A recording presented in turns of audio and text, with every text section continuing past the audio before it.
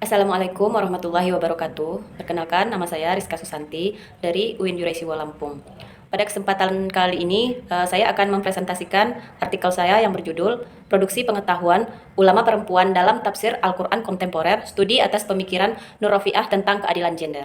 Kajian ini berangkat dari kenyataan bahwa dalam beberapa dekade terakhir, isu keadilan gender menjadi salah satu tema penting dalam diskursus keislaman kontemporer. Al-Quran sebagai sumber utama ajaran Islam membawa pesan keadilan, kemanusiaan, rahmah, dan kemaslahatan. Namun dalam praktik sosial maupun pemahaman keagamaan, masih sering ditemukan bentuk-bentuk ketimpangan dan diskriminasi berbasis gender. Salah satu persoalan penting yang melatar belakangi penelitian ini adalah bahwa produksi pengetahuan keislaman termasuk dalam bidang tafsir selama berabad-abad lebih banyak didominasi oleh perspektif laki-laki. Akibatnya, pengalaman perempuan seringkali kurang terwakili dalam proses penafsiran teks keagamaan. Dalam konteks inilah, kehadiran ulama perempuan menjadi sangat penting karena mereka tidak hanya menjadi objek pembahasan dalam studi Islam, tetapi juga tampil sebagai subjek aktif yang memproduksi pengetahuan keagamaan. Penelitian ini mengkaji secara khusus pemikiran Nur Rofiah, salah satu ulama perempuan Indonesia yang aktif mengembangkan gagasan keadilan gender berbasis nilai-nilai Al-Quran. Nur Rofiah memandang bahwa pesan utama Al-Quran adalah menghadirkan keadilan bagi seluruh manusia, termasuk perempuan yang selama ini sering mengalami marginalisasi dalam berbagai aspek kehidupan. Adapun fokus utama penelitian ini adalah menjawab dua pertanyaan. Pertama, bagaimana konstruksi pemikiran Nur Rofiah tentang keadilan gender dalam Al-Quran? Yang kedua, bagaimana kontribusi pemikirannya terhadap produksi pengetahuan ulama perempuan dalam tafsir Al-Quran kontemporer? Penelitian ini menggunakan pendekatan kualitatif dengan jenis penelitian kepustakaan atau library research. Data primer diperoleh dari karya-karya Nur Rofiah, terutama buku Nalar Kritis Muslimah, Refleksi atas Keperempuanan, Kemanusiaan, dan Keislaman, serta artikel, ceramah akademik, dan publikasi lain yang relevan.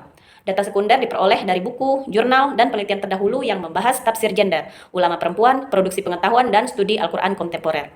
Teknik pengumpulan data dilakukan melalui studi dokumentasi, sedangkan analisis data menggunakan analisis isi atau konten analisis.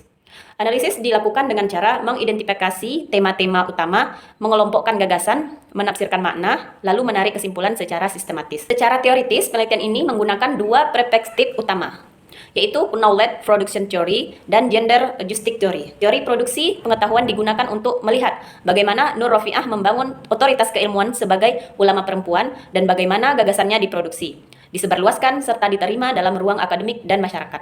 Sementara itu, teori keadilan gender digunakan untuk menganalisis bagaimana konsep keadilan dalam pemikiran Nur Rofiah dibangun berdasarkan prinsip kemanusiaan, kemaslahatan, dan penghormatan terhadap martabat manusia.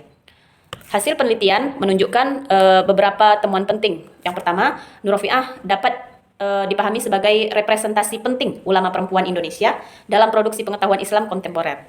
Ia menghadirkan pengalaman perempuan sebagai bagian dari sumber epistemologis dalam memahami teks-teks keagamaan. Dengan demikian, perempuan tidak hanya ditempatkan sebagai objek kajian, tetapi juga sebagai subjek yang memiliki otoritas dalam memproduksi pengetahuan keislaman. Yang kedua, konsep keadilan gender dalam pemikiran Nur Rofiah dibangun di atas prinsip keadilan hakiki. Keadilan di sini tidak sekedar berarti menyematkan seluruh peran laki-laki dan perempuan, tetapi mengakui martabat, hak, tanggung jawab, serta pengalaman hidup yang berbeda secara proporsional. Dalam perspektif ini, keadilan gender lebih dekat dengan konsep equity, yaitu keadilan yang mempertimbangkan kondisi dan kebutuhan nyata setiap manusia. Yang ketiga, Nur Rofiah menekankan pentingnya pengalaman perempuan sebagai sumber epistemologi tafsir. Pengalaman biologis perempuan seperti menstruasi, kehamilan, melahirkan, dan menyusui, serta pengalaman sosial perempuan seperti subordinasi, kekerasan, dan diskriminasi perlu diperhitungkan dalam proses penafsiran. Tanpa mempertimbangkan pengalaman tersebut, tafsir keagamaan berpotensi tidak sensitif terhadap realitas kehidupan perempuan. Dan yang keempat, pemikiran Nur Rofiah memiliki kontribusi terhadap transformasi sosial. Gagasannya tidak berhenti pada wilayah teori, tetapi juga berorientasi pada perubahan masyarakat menuju relasi gender yang lebih adil, inklusif, dan bebas dari kekerasan. Dalam konteks pendidikan tinggi, pemikiran ini relevan untuk membangun kampus yang aman, setara, dan menghormati martabat seluruh civitas akademika. Kebaruan penelitian ini terletak pada cara memposisikan Nur Rofiah bukan hanya sebagai pemikir gender, tetapi sebagai produsen pengetahuan tafsir kontemporer.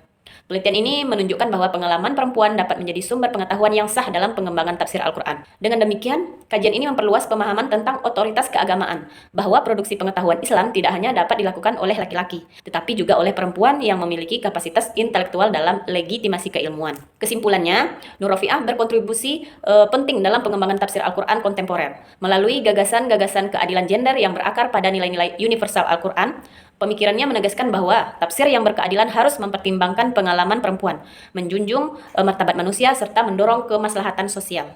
Kehadiran ulama perempuan dalam produksi pengetahuan keislaman tidak hanya memperkaya khazanah tafsir, tetapi juga menjadi instrumen penting dalam membangun masyarakat yang lebih adil, setara, dan manusiawi. Cukup demikian presentasi singkat dari saya. Terima kasih atas perhatian Bapak Ibu sekalian. Wassalamualaikum warahmatullahi wabarakatuh.